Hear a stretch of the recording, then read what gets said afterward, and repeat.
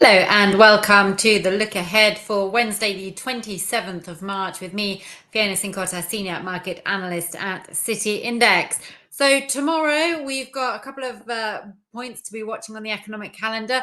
Overnight, we've got the Australian inflation expectations. We've also got Chinese industrial profits. Tomorrow in the European session, Eurozone consumer confidence. And we've also got EIA oil inventories in the US session tomorrow. So, overnight, we've got this data from Australia, which is expected to show that inflation in expectations increased to 3.5% for February, up from 3.4%. Now, the data comes after the RBA said last week that it was done with hiking interest rates. However, it's not giving too many clues away over when it could start cutting interest rates, although the market is looking towards a June rate cut. Now, if we do get some weaker than expected inflation data, that could pull the Australian dollar lower. The Australian dollar is just really struggling at the moment around that 200-day SMA. See there. If we do get stronger than expected inflation, then that could help the Aussie dollar rise. But obviously, we also need to keep into account what's going on in the US dollar here. The dollar has just come off the monthly high versus its major peers over the last couple of days, but it was trading very well supported on basically upbeat US data and questions over whether the Federal Reserve will be able to cut interest rates 3 times in the rest of the year. But back to the Australian data, as I said, if we get some weaker than expected data, then we could see the Aussie US dollar really failing at that 200 SMA mark, which is at the 65.50 level. That could lead it to test the weekly low at 0.65. And if we did get a break below there, which is also that rising trend line, as we've seen that series of higher lows, then we could be testing that February low, which is also the 2024 low at 0.6440. Now, on the upside, a break above the 200 SMA, which is looking a little bit unlikely. If we look at today's candle, we've got that long upper wick, which suggests that demand wasn't that high at those upper levels. But if we do get a rise above there, then that does bring in upside some resistance around 0.6590 and then 0.66 and the March high at 0.6670. Also keep in mind, though, that the Aussie dollar can be impacted by China data.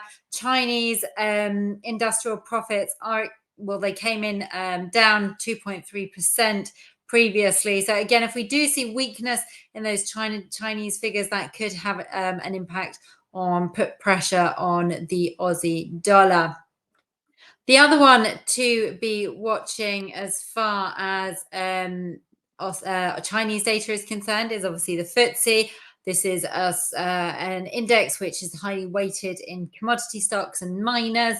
And we can see here, looking at the FTSE, it's had a really strong rally up across March. Broadly speaking, the FTSE have underperformed its European peers, but as we've seen some weakness in sterling on the back of the repricing of Bank of England interest rate cut expectations, the FTSE's managed to power higher. Now, if we get some stronger than expected data from China, that could help those miners, could help metal prices, could help commodity prices, and help the FTSE higher.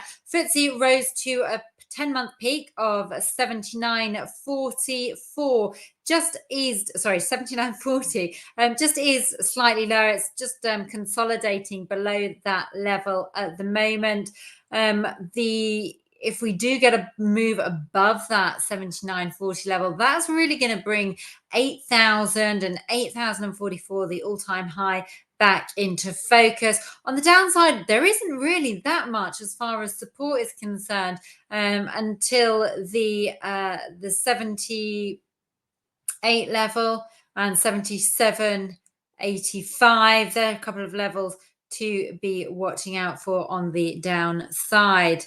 So also we've got Eurozone consumer confidence figures. they are the final readings. They're not going to be massively market moving, not expected to be massively market moving. Expected to confirm the initial March reading of a slight improvement of -14.9 up from -15.5. Data generally coming in from the Eurozone has been pointing to a very, very gradual improvement. I mean, we saw in German consumer confidence data out today that there was just that very slight tick higher, suggesting that there is a very slow improvement going, but it is moving in the right direction. Interestingly, from that German data today, wage growth expectations are improving, which is what's helping push the consumer confidence higher.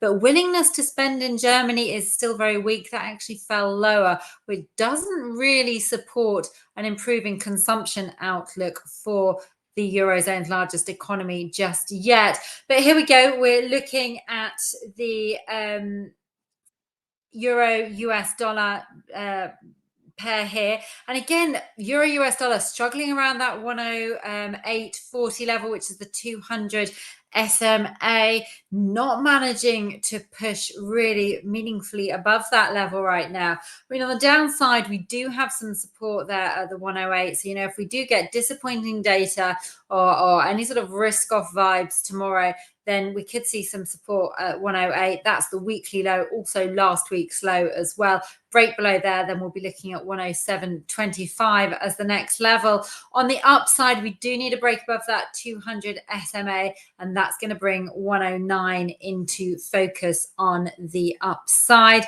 That would be if we get some upbeat Eurozone data, that could be encouraging. But I think broadly speaking, the euro is struggling just because the ECB are expected to be one of the first major central banks to start cutting interest rates, with the first rate cut expected in June. We had ECB chief economist Philip Lane talking earlier this week, and he basically said that he's encouraged by the slowing growth for wages. And Christine Lagarde, ECB president, had highlighted strong wage growth as a hurdle for cutting interest rates. So it looks like that hurdle is being overcome, which really paves the way for a rate cut from the ECB. Just having another quick look here. This is gold. I think we do have a Fed speaker tomorrow. We've got Fed Christopher Waller, who's due to speak. We've had a couple of Fed speakers so far this week. And the message has been quite mixed, in fact. So we had Raphael Bostic, the Atlanta Fed president, saying that basically he only sees one interest cut rate this year. Now, obviously, that's well below the 3 that the Federal Reserve guided for last year. But then we also had Goolsbee, the Fed official, who said yesterday that he sees 3 interest rate cuts this year. So we can see some divergence within the FOMC, and that does sort of raise a few questions about whether the Fed is going to be able to achieve the 3 cuts that it's aiming for. We had hotter than expected, stronger than expected durable goods data through in today, which again supports the idea of the resilient US economy, although it is worth mentioning that they came off very weak US durable goods order the previous month. So as far as gold is concerned, gold is supported by this view that the Federal Reserve is going to start cutting interest rates soon. It's really interesting because it's managed to have a really strong rally and go to all-time highs, even though we've seen strength in the US dollar. As far as the chart is concerned, look, we had another spike higher today, but it's basically gold is trading caught between the 21.95 on the upside, and then on the downside it's being caught by 21.45.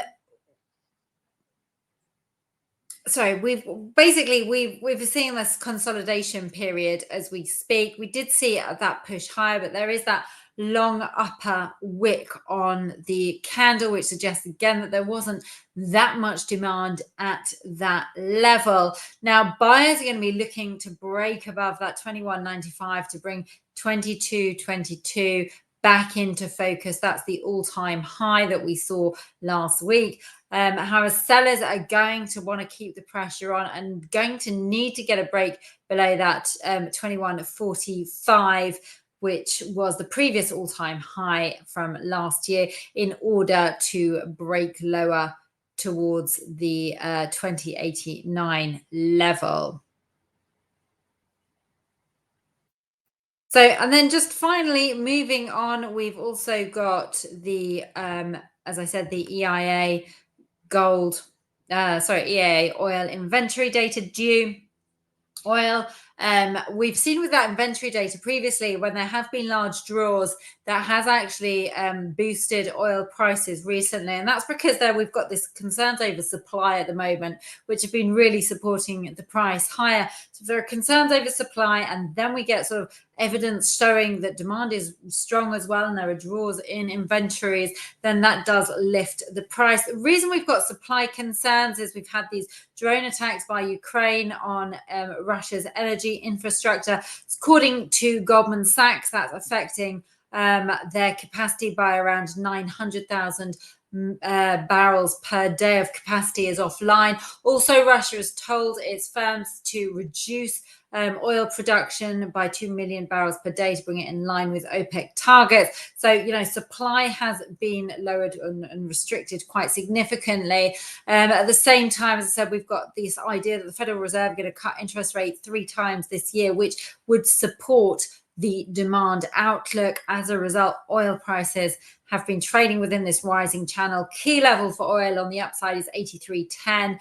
Key level on the downside, if we get a break above there, then that will bring 85 round number into focus. On the downside, bears going to be looking for a break below that $80 round number. That's then going to bring the 200 SMA into focus, which is around the $78 mark. So if you like what you've seen, please do give the video a like, and if you would like to receive more like this, then please do subscribe. See you tomorrow.